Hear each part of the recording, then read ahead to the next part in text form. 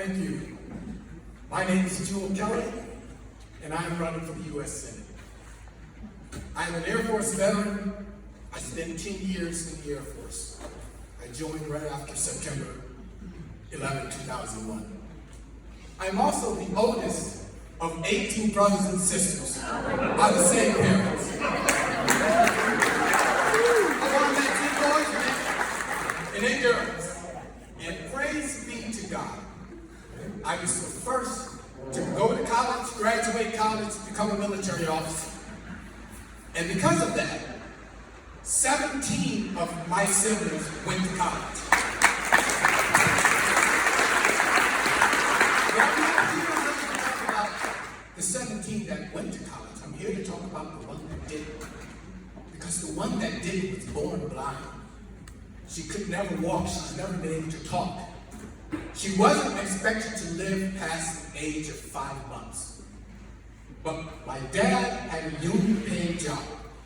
And even though we were dirt poor, we were dirt poor. I grew up in a single-wide trailer, 10 foot wide by 50 foot long. 16 of us in there.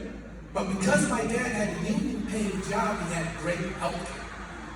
And because he had great health care, my youngest sister was able to make it past those 5 months. And I'm proud to announce that she is alive today, 27 years old.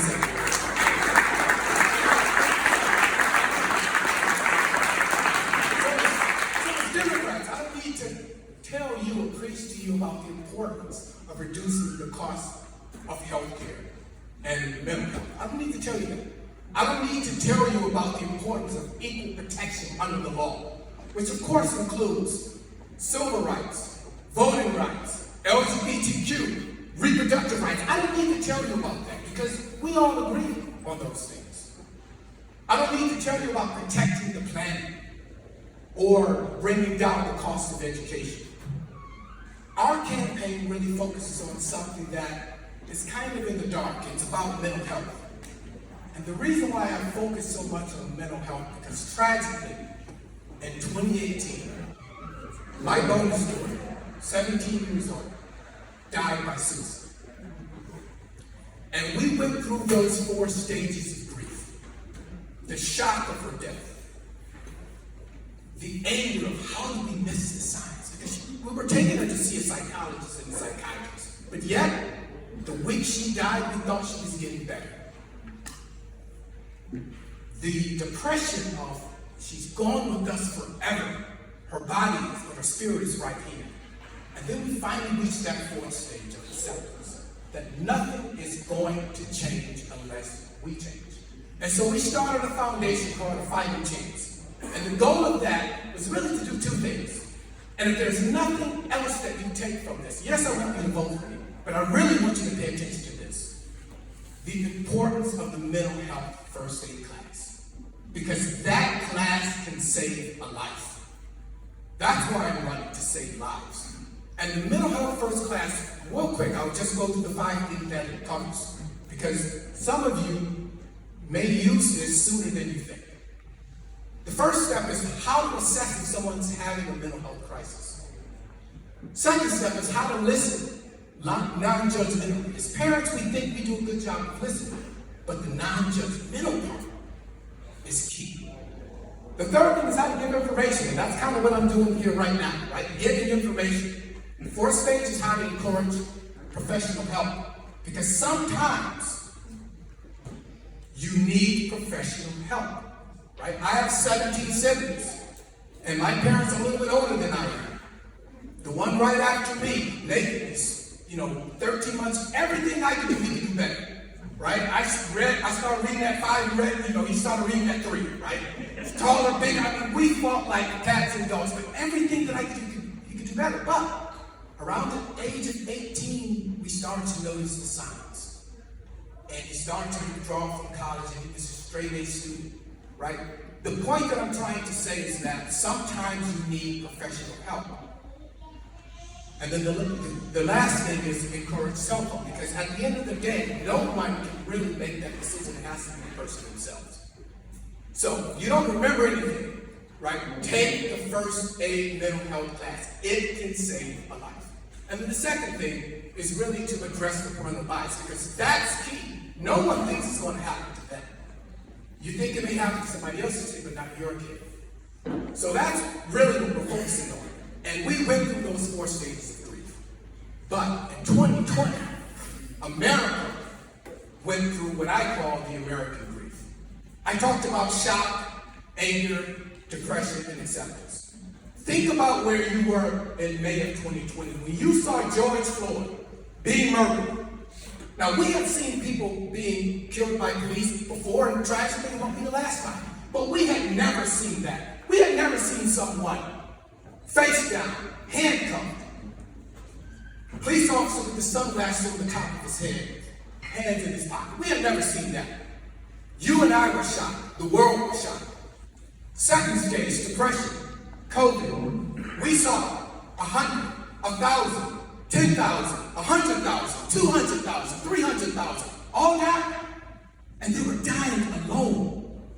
And what made it so bad, it wasn't just the nature of the disease that, as you know, Spencer talked about losing his grandmother. As tough as that was, but it was the politics. Whether or not it was a hoax or not, whether or not we should wear a mask or not, America went through that stage of grief. And then the third stage. And January 6th, I started off and said I was a military Air Force officer. I joined 2 months after 9/11. 20 years ago, the enemy was foreign, Al-Qaeda, the Taliban. January 6th, the enemy was domestic. And we saw people using an American flag to assault police officers. And we saw a Confederate flag being dragged through the Capitol. I have never been so angry since September 11th. Yeah. And so were you.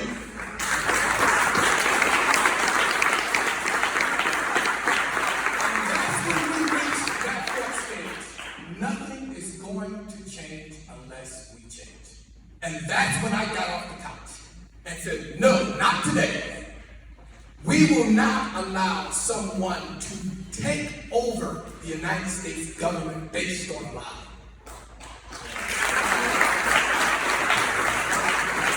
And so I'm running based on principle.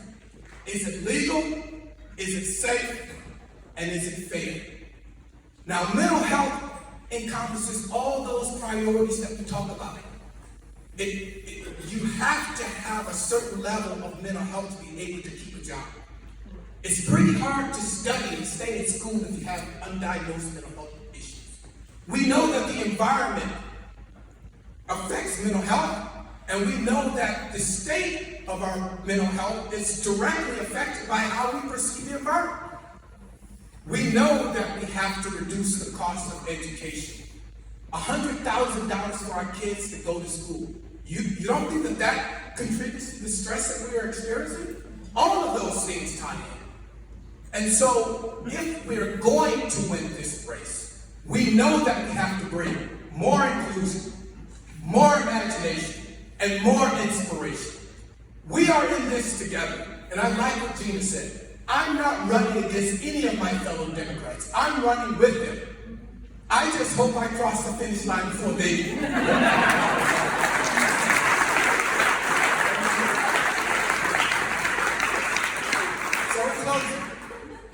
We are one country under God, one race, the human race. We have one standard, justice, security, equality. Have no fear. Our flag is still here. Let's roll.